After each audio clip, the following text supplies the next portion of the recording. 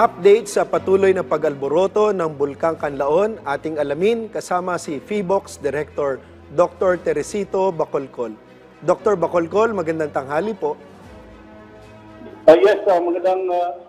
Magandang hapon dito sa inyo, sir. Doc, kumusta po ang pinakitang aktibidad ng Bulkang Kanlaon sa ngayon? Nasa alert level 2 pa rin ang Kanlaon Volcano at fluctuating pa rin po ang ating mga na-monitor na parameters.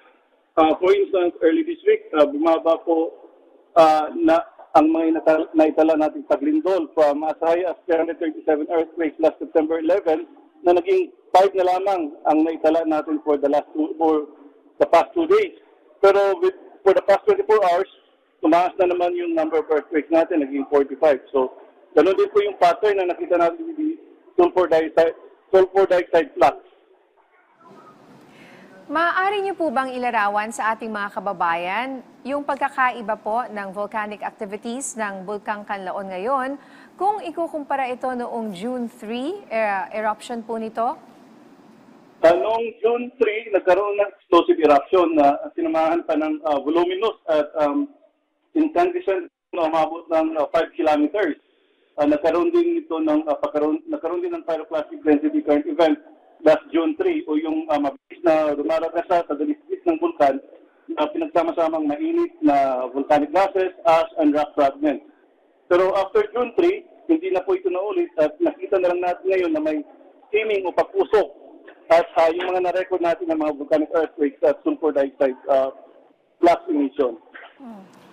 Masasabi pa rin po ba natin na malaki pa rin ang posibilidad na magkaroon ng phreatic eruption ng Bulkang Kanlaon? Okay, so right now, nasa alert level 2 ang Kanlaon volcano at pwede pa rin itong mag-escalate further ang kanyang activity. So yes, possible na puputok pa rin ito.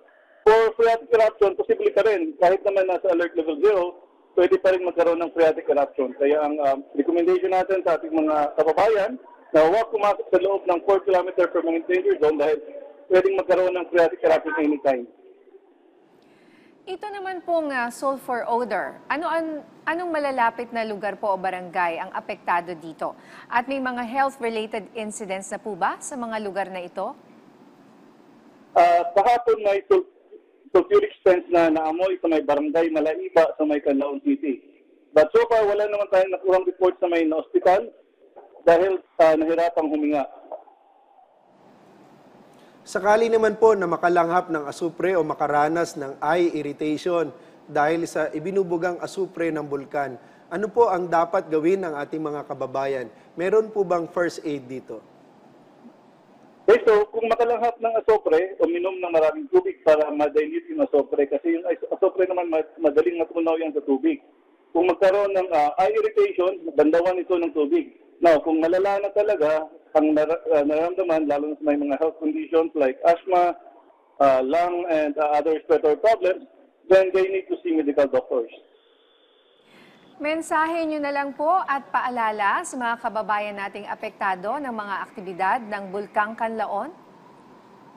Okay, so paalala natin sa ating mga kababayan na naninirahan around Canlaon Volcano na huwag pumasok sa loob ng 4 km permanent danger zone para maiwasan ang risk from sudden phreatic explosions, pwede rin magkaroon ng rockfall and landslide. So we also remind the people to wear face masks to protect themselves from volcanic ash and volcanic gases. Now, kapag nakatira naman sila outside the permanent danger zone, kailangan din nilang maghanda at kung sakaling mag-escalate yung activity, na sana naman ay hindi mangyari, ready po sila dahil baka extend ang danger zone. Maraming salamat po sa inyong oras, PHIVOLCS Director Dr. Teresito Bacolcol.